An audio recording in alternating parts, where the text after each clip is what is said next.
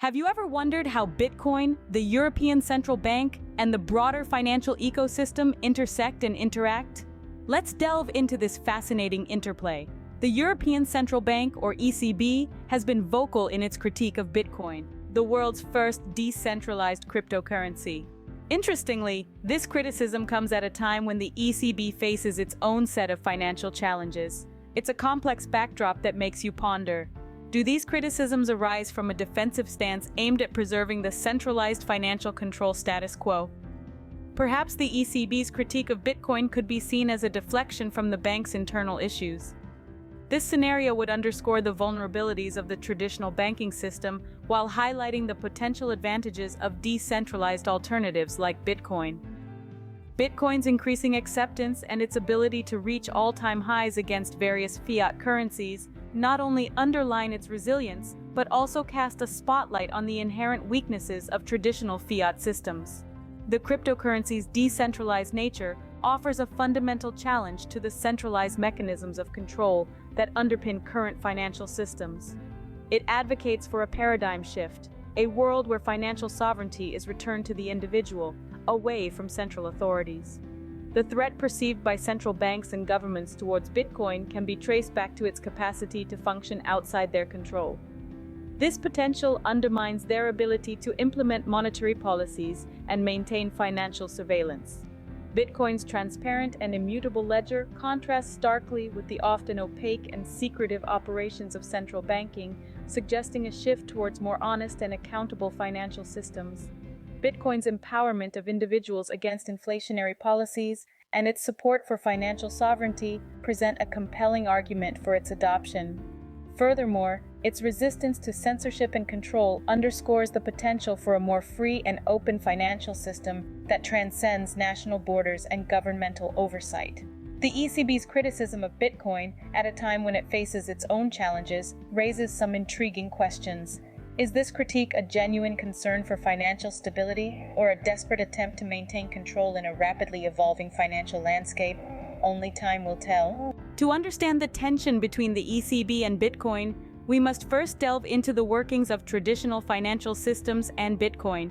Traditional financial systems have been the pillars of our economy for centuries. They are centralized, meaning all financial transactions and decisions go through a central authority, such as a bank or a government. These systems have their strengths, such as providing a sense of security and order, as well as facilitating large-scale, complex transactions. However, they also have inherent weaknesses.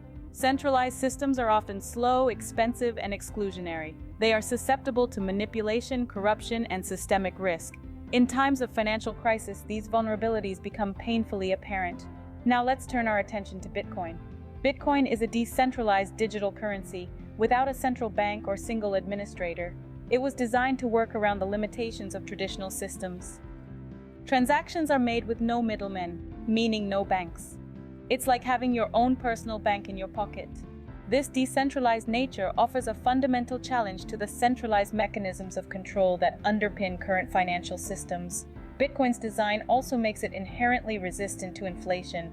There will only ever be 21 million Bitcoins. No central authority can decide to print more and devalue the currency. This stands in stark contrast to fiat currencies, where central banks can and do manipulate the money supply, often leading to inflation and the erosion of purchasing power. The transparency and immutability of Bitcoin's blockchain technology is another key strength. Every transaction is recorded on a public ledger that anyone can inspect, but no one can alter. This makes Bitcoin potentially more transparent than traditional financial systems, where transactions are often hidden behind layers of bureaucracy. However, Bitcoin is not without its own challenges. The most notable is its high price volatility. The value of Bitcoin can fluctuate wildly in a very short time, making it a risky investment. Additionally, the decentralized nature of Bitcoin makes it a potential avenue for illegal activities, as it can be difficult to trace transactions back to individuals. Despite these challenges, Bitcoin's rise and resilience are undeniable. Its growing acceptance and ability to reach all-time highs against various fiat currencies underline not only its resilience, but also the increasing scrutiny on the inherent weaknesses of traditional fiat systems. It's a testament to the fact that more and more people are seeking alternatives to the status quo. Bitcoin's rise not only highlights its own resilience, but also brings to light the weaknesses inherent in our traditional financial systems.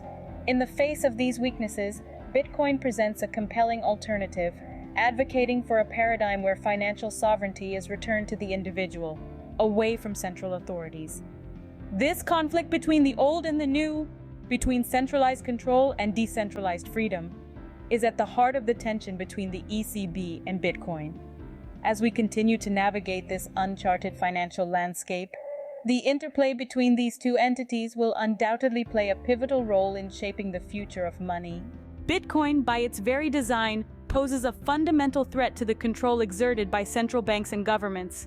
This bold statement is not conjecture, but a reflection of the paradigmatic clash occurring within our global financial systems. Central to this clash is Bitcoin, a decentralized peer-to-peer digital currency that operates without a central authority or middleman. Why do central banks perceive Bitcoin as a threat? It's simple. Bitcoin operates outside the traditional banking system, meaning it's not subject to the same regulations and controls. This independence gives it a unique advantage, the ability to facilitate transactions that are resistant to censorship, fraud, and interference from third parties. But it's not just about transactional freedom.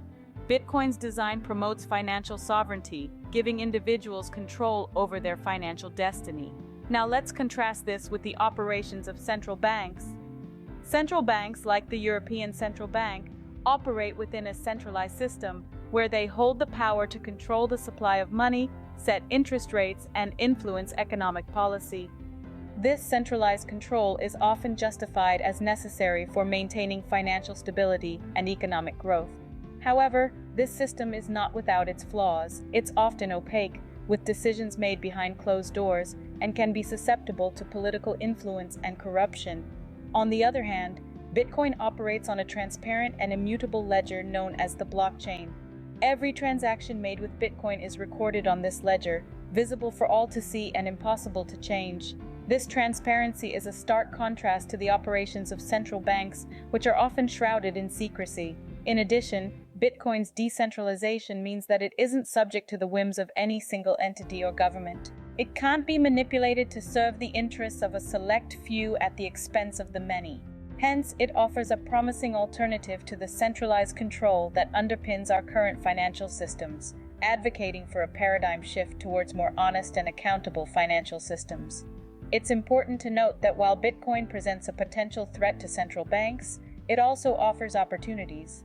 Central banks could learn from Bitcoin's transparency and adopt more open and accountable practices. They could also explore the potential of digital currencies and blockchain technology to innovate and improve their own operations. In essence, the clash between central banks and Bitcoin is a reflection of a broader debate about the future of our financial systems.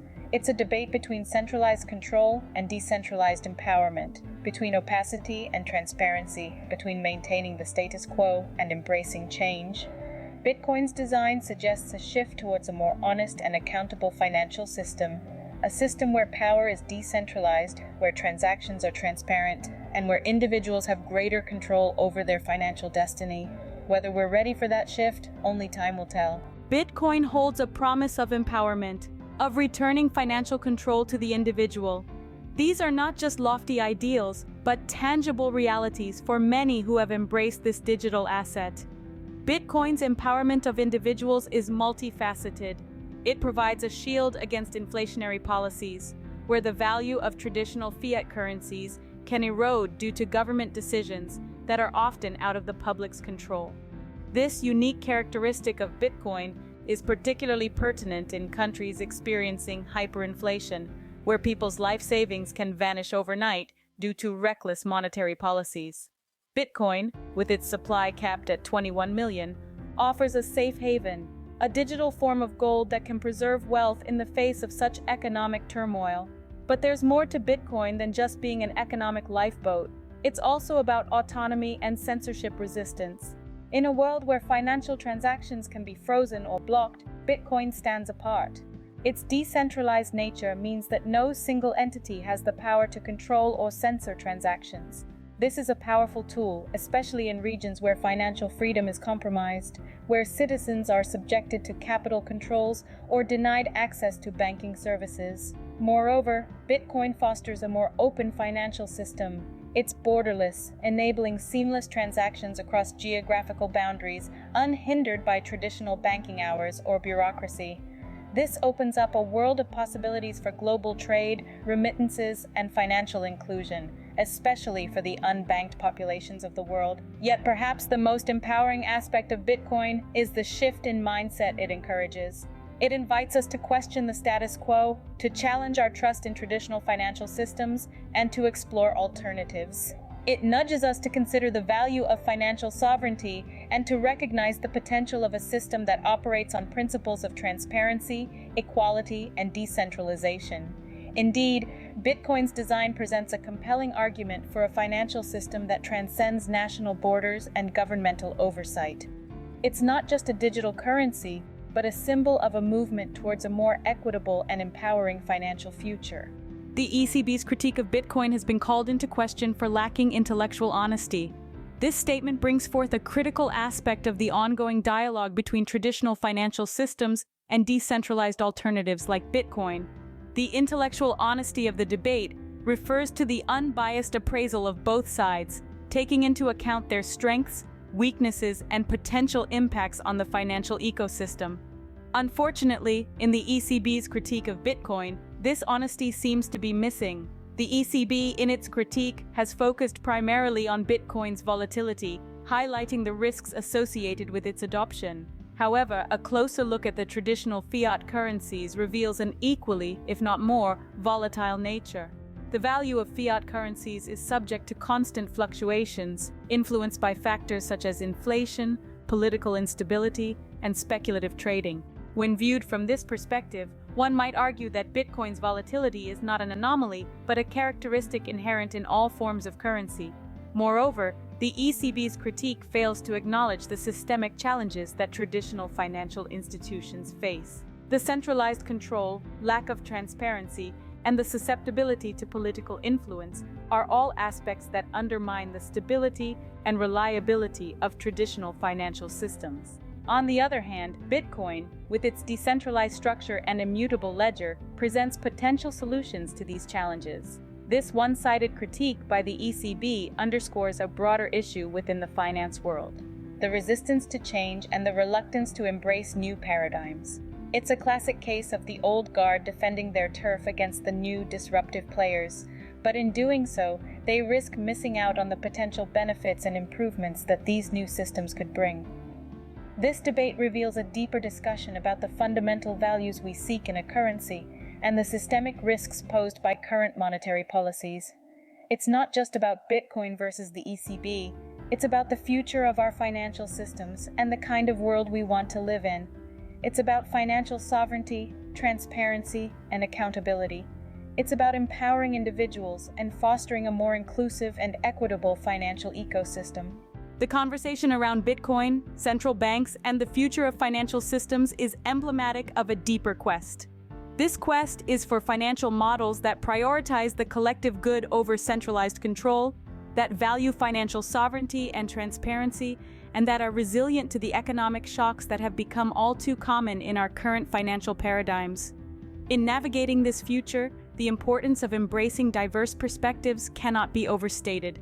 The world of finance is a vast and complex ecosystem where every decision, every policy, every currency, and every technology can have ripple effects that impact millions, if not billions, of lives.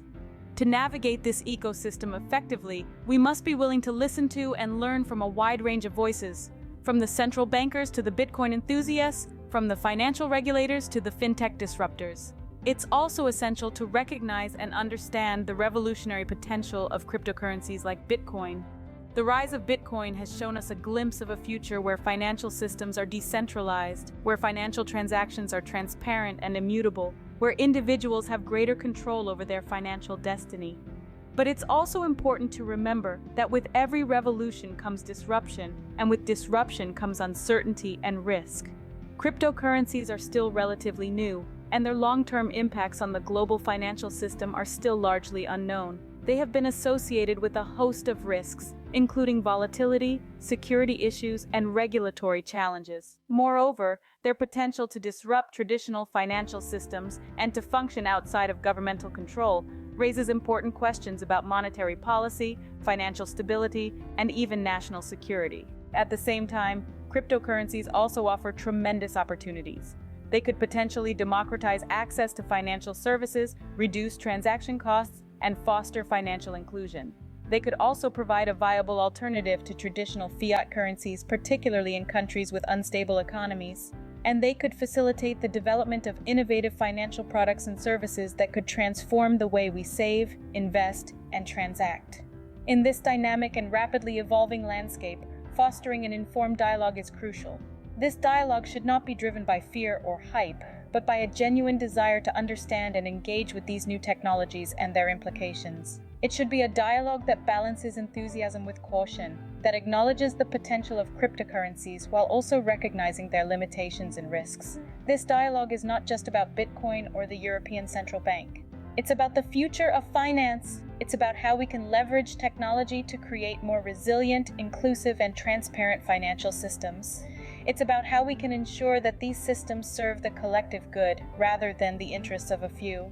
As we move forward, fostering an informed dialogue that balances enthusiasm with caution is crucial to navigate the future of finance. It's a journey that we must embark on together, with openness, humility, and a shared commitment to a better financial future for all.